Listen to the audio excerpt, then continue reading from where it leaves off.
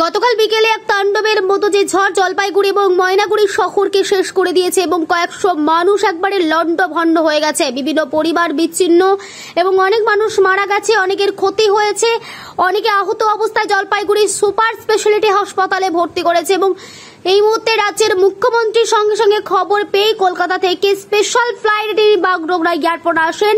রাত 11টার সময় সেখান থেকে সোজা তিনি জলপাইগুড়ি যান এবং ক্ষতিগ্রস্ত মানুষের পাশে দাঁড়ান। তিনি বলেন, যাদের ক্ষতিগ্রস্ত হয়েছেন, যাদের মানুষরা তাকে হারিয়েছেন, রাজ্য সরকার তাদের পাশে প্রতিনিয়ত আছেন।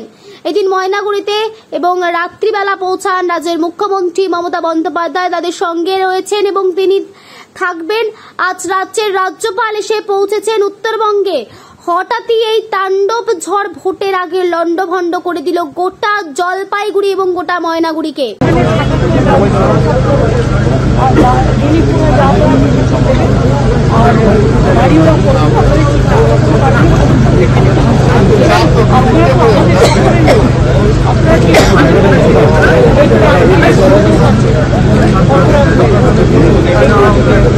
আমি একটু জায়গাটা দেখবো, ওই জায়গাটা হয়ে গেছে, হয়ে গেছে, রেস্কিউ অপারেশন ক্লোজ হয়ে গেছে, মানে ওভার হয়ে গেছে।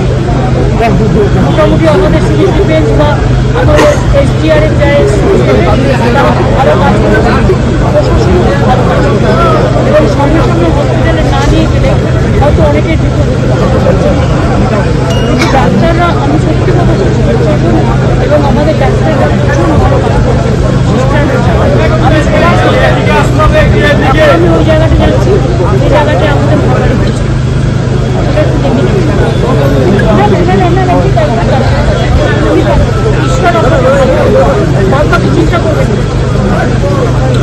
শিলিগুড়ি থেকে বাপি অধিকারীর রিপোর্ট, নিউজ 24x7 টিভি।